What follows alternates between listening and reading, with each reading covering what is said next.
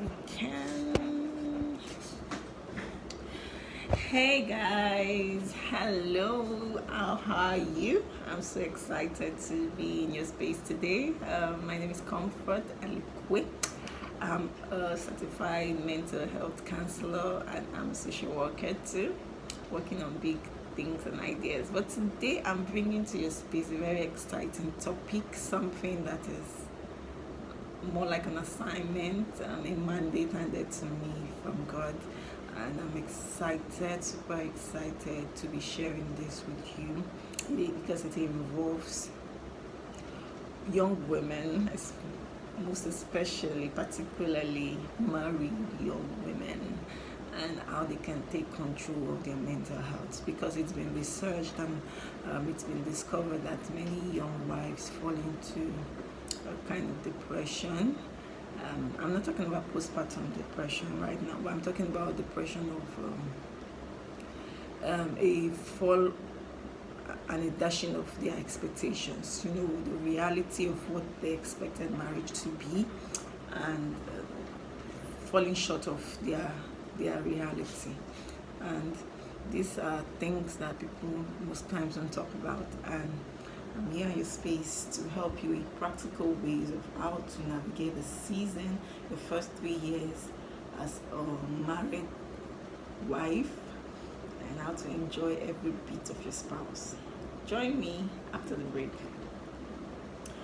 So, you're welcome again. I'm super excited. And let me mention here, most of the things I'm going to be saying to you are inspired by the Holy Spirit and biblical principles, and my mentor, DDK, who happens to be also my spiritual leader. I'm super excited to be a part of a team, and I'm super excited to be sharing this with you. Pardon my super excited, because I'm super excited and I got that from her. So let's get into it. Now we understand what marriage is all about, right? No, we don't all understand what marriage is about. A lot of people get into marriage without knowing the intricacies of marriage, the dynamics of it. And the truth is that nobody really cares about the dynamics of marriage. People just want to get married. They just want to be a couple. They just want to go places with their husbands. They just want to have this fantastic life where they go to vacations, they go to the beach, they have breakfast in bed, and they have really wonderful sex, and they have nice, beautiful kids when they're ready. And these are beautiful expectations, fantastic dreams, aspirations of many young couples. But people really miss it when it comes to marriage. You can do all of that, you can have all of that without necessarily being married. And this is where people dash their hopes, they dash their expectations, because they're expecting, oh, my husband will be that fantastic guy, he's going to open the door for me, I'm going to be that wife that comes back home and prepare a very nice meal for my husband. We'll have such a long, beautiful talk. We share our hearts together. I'll tell him all of my dreams, all the things that happened at work today or at my business today. Or I'll probably just be sit at home, take care of my kids, and my husband will come, I'll open the door, he will give me a peck on my forehead, and I will spend the rest of the evening watching Netflix, sitting on the bed, laughing out loud, doing video calls with our families and our friends, and just enjoying life, spectacles. Yeah, those are very wonderful things. They are good things to dream about, but that is not all about marriage. I hate to burst your bubbles, because not every expectations in marriage that is this fantasized really usually 100% of the time come to reality. As a matter of fact, it's been discovered that many women get depressed because these are things they fantasize about, and these are the same things and they're expecting of their spouses or of their marriage that is not being met. And don't get me wrong, it's not that their husbands are beast or a pretentious person that just wanted to get them into a space and enslave them, but that is just the dynamics of it. So if you're really not prepared about coming into a space that is this sacred, that is on, that has so much surprises in it, you may want to get a lot of schooling into that area of your life. So why do women get depressed? Number one reason, dashed expectations. Expectations, they begin to see their expectations, and it doesn't meet up with their realities. And unfortunately, because of the way they've carried themselves prior to, while getting married, and even right after getting married, they are unable to express this disappointment, these unmet expectations to any other person, to maybe a family member, a very close ally, a friend, or a mentor. They cage it all in, they keep it all in, they suppress it, and they repress those emotions, and at some time they lash out. And when they lash out at their spouse, he probably looks at her and he feels like you're talking trash, or he just simply ignores her. I don't want trouble, and he ignores her. And one thing that annoys a woman most is when her husband ignores her. Have you been in a space of love before? There's someone you love that you expect that, oh, let's have this talk, and the person ignores you. In a situation of a love relationship, I don't know what's more painful than that. I'd rather have that conversation than be ignored. So, and that's one, because men don't like to talk. They are not the expressive type. Of course, I know some men who express themselves emotionally, but many times you find men rather keeping quiet, and for them it's just their own way of acting maturely. Once their wives are ranting and displeased about some certain things, they tend to keep quiet, keep it short, and allow our rant and allow our emotions, cool down. Then maybe probably they can go to our. Sometimes they don't even bother. they don't give. Some men will cover it up with gifts, flowers, chocolates, or whatever. Others won't even bother. I mean, one of the stuff. In fact, it is a lady that eventually comes to, to settle the dispute. And these are emotions that keeps eating her up. She has no one to marry. And one thing about our emotions, especially as a female, because a woman is an emotional powerhouse. She carries a lot of emotion, and once these emotions begin to suppress on the inside of us and begin to layer upon each other, they can begin to cause some, if not handled, and if repressed for so long, they can begin to cause some kind of mental health challenges, such as depression, anxiety, and sometimes some they call it psychosomatic illnesses, like what's it called, migraines. You're constantly having migraines because there are some things in you that has not been aired.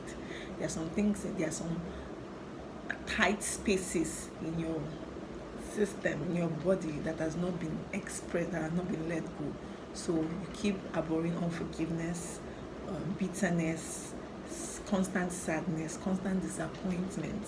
And guess what? You will meet that a lot, like what I mentioned about unmet expectation. Except you're a woman who has, before marriage, because these are things that marriage will really do to you, before marriage, who has mastered herself, who knows herself, who has gone through a schooling process, and has mastered her emotions, have known herself, and have defined it to a certain level. And but in most times we don't usually find women like this.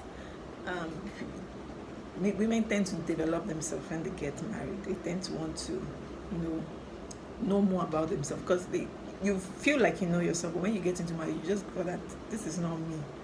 This isn't me at all. like, who am I? You begin to question yourself. You begin to, trying to put things back into perspective and comparing who you were to who you're becoming, especially um, when you spend quite some time in the marriage. So these are things that usually happen in marriages, and people don't have that space to express themselves. Thank God for communities these days. You find communities all over in social media, Facebook, close communities that women tend to discuss their fears, their flaws, their challenges, and their experiences, and other women glean from, and they feel like they are not alone. And once someone begins to feel like, thank God I'm not alone, this is where the other person feels. It's normal, even though it's not normal. But you begin to think, it's okay, please, I'm not alone. It gives you some kind of solace and comfort, but that doesn't take the problem away. It doesn't solve the issue. So how do women navigate the seasons of their life? How do women navigate the first 3 years of their marriage without losing their minds? Yes, without losing their minds. Because a lot of people, someone said once, she said that dad told her, I said, if you can survive the first 2 years of your marriage, you can survive forever with your spouse. Because those 2 years are said to be the foundational years, and they are very critical. They are very critical to the future of any home, of any marriage, not any home. Permit me, of any marriage. I'm talking of marriage and not family. Family system is where it now involves the children. We're talking about the family system and every other relations and all. But when it comes to marriage, you're talking about the couples, the husband and the wife in a union. So, talking about marriage, how to maintain your sanity for the first 2-3 years without losing your sanity, without losing yourself. And this is very dear to my heart, because this is what I want to be discussing in this series, and I'm sure it's going to help a lot of women come out of their cage, help a lot of women come out of their locked up, repressed and suppressed emotions, deliver a lot of people from depressive state that they are not even aware of. Because there are stages of depression. There are people that are depressed and they are smiling. Their smiles are wide in public, even in secret, but they don't know they are fighting depression. And there are people that are super anxious, super duper anxious. And you know what anxiety causes. It causes a lot of, it can inhibit some mental health challenge in you. So, it can lead to depression, of course. It can lead to bipolar, and it can cause a lot of instability, even in your communications. It can cause a lot of, it can put you in a place that you literally don't want to be. Let me just put it like that.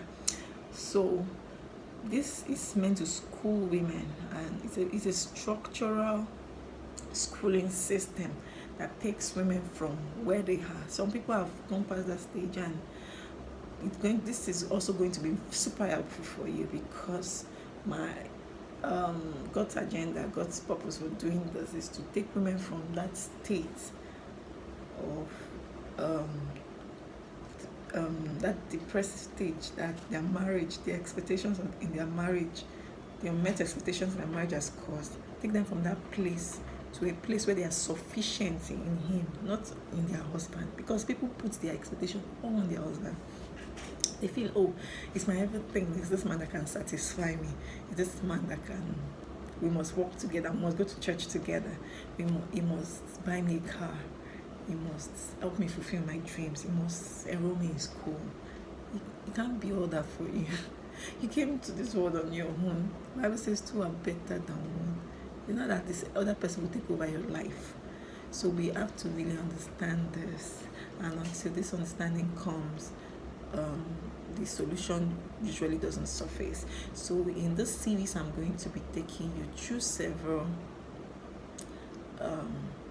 practical exercises that will take you from that place to a place where you're self-sufficient and not dependent on the spouse for your own happiness.